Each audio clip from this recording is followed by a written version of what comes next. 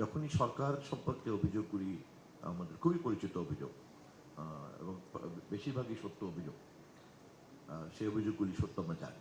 মালিকদের বিরুদ্ধে সাংবাদিকদের যে অভিযোগ সেগুলি কি তাও আমরা জানি। আবার একই সঙ্গে সরকার এবং মালিক উভয় পক্ষে গণমাধ্যমকে নিয়ন্ত্রণ করার তার যার যার স্বার্থে সেই সুযোগে সাংবাদিকতার নামে একটা অপসাংবাদিকতাও যে চলে, ক্লায়েন্ট অ্যান্ড প্যাট্রন রিলেশন তৈরি হয়। সরকার যখন প্যাট্রন হয় তখন তার এজেন্ডার জন্য সাংবাদিকদের মধ্যে ক্লায়েন্ট খুঁজে পাওয়া খুব কঠিন কিছু হয় না, অথবা মালিক যখন প্যাট্রন হয় তার ন্যারো এজেন্ডার জন্য, তখন সাংবাদিকদের মধ্যে কিন্তু ক্লায়েন্ট খুঁজে পাওয়া কোনো সমস্যা হয় না, যেটাই বলেছেন গণমাধ্যম কমিশনের চেয়ারম্যান। অতএব সমস্যাটা কিন্তু একটা সামগ্রিকভাবে এই বাংলাদেশের গণমাধ্যমের ক্ষেত্রে একটা টোটাল ইকোসিস্টেমের প্রবলেম হিসেবেই আছে। এবং যেহেতু এটা অনেকগুলি স্টেক হোল্ডার, এখানে প্রথমে এদের কনসেনসাস দরকার একটা লক্ষ্যের ব্যাপারে, অবজেক্টিভসের ব্যাপারে, এবং সেটা আমি মনে হয় যে কম বেশি ইতিমধ্যে অর্জন করা হয়েছে।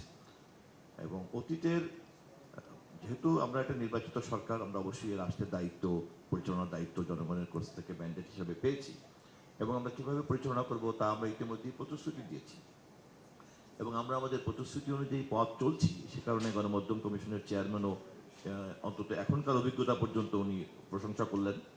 এর আগে সম্ভবত মালিক সমিতি প্রধানমন্ত্রীর কাছে প্রশংসা করে এসেছেন, সম্পাদকরা প্রশংসা করে এসেছেন। অতএব পরবর্তী প্রশংসা দরকার নেই, কিন্তু ইতিমধ্যেই যে প্রশংসা পেয়েছে এটা কিন্তু রেকর্ড থাকা দরকার, বাংলাদেশে সম্ভবত এই প্রথম। এবং আমরা আপনাদের এই প্রশংসাকে নিশ্চয়ই ধরে রাখার চেষ্টা করবো, যেটা উপদেষ্টা মহোদয় বলছেন। কেন আমি এই প্রশংসা হারিয়ে ফেলবো, এটা কিন্তু ধরে রেখেই চলার চেষ্টা করব, এবং ভবিষ্যতের লক্ষ্য অর্জন করার ক্ষেত্রে তো এই প্রশংসাগুলি আরো বেশি আমার কিন্তু ভ্যালু অ্যাড করবে ইনিশিয়েট করার ক্ষেত্রে।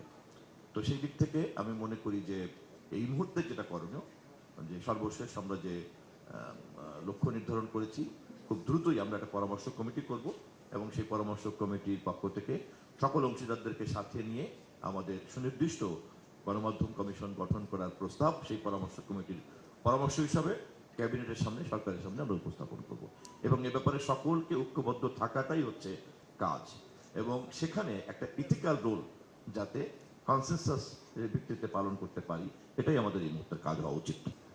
আমার মনে হয় আমাদের সর্বশেষ আমরা যেখানে দাঁড়িয়েছি, যেহেতু আমরা একটা পরামর্শ কমিটির পরামর্শের উপরেই পরবর্তী করণীয়টা নির্ধারণ করব বলে একমত পোষণ করেছি, এবং সবচেয়ে শক্তিশালী অংশীদার হিসাবে সরকার নিজেই যেহেতু তার উদ্যোগ গ্রহণ করছে, ফলে এই ধরনের প্রশ্নগুলিও আমি মনে করি ওই পরামর্শের মধ্যে থাকবে বলে আমি বিশ্বাস করতে চাই।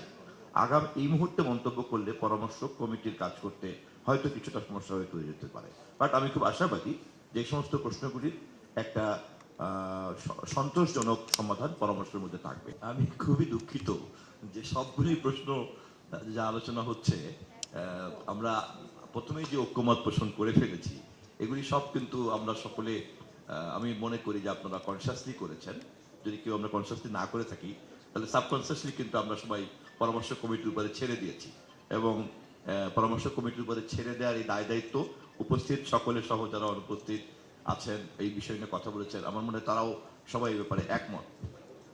অনেক মন্তব্য করা যেত এই মুহূর্তে, এই যে মালিকানা, এই প্রশ্নের উত্তরের পিছনে অনেক কথা আছে, বলা যেত, কিন্তু যেহেতু ভবিষ্যতে আমরা সবাই মিলে একটা ভালো লক্ষ্যে যেতে চাই, সেজন্য আমি মন্তব্য বা উত্তর দেওয়া থেকে বিরত থাকলাম। কিন্তু আমি সকলের কাছে আবারও বলছি, আপনাদের এই সমস্ত প্রশ্ন এবং উদ্বেগের নিষ্পত্তি হতে পারে একমাত্র একটি প্রাতিষ্ঠানিক যে দায় দায়িত্ব সম্পন্ন কমিশন কেবলমাত্র এটা পারে। সেখানে অন্যদের মতো সরকারও কেবলমাত্র একজন অংশীদার হিসাবে কিন্তু দায়িত্বটা পালন করবে। শেষ মন্তব্যটা হচ্ছে এই, দেখেন, আমরা একটি নির্বাচিত গণতান্ত্রিক সরকার হিসাবে সরকার জবাবদিহিতার একটা মেকানিজম তৈরি করতে চাচ্ছি, যার মধ্যে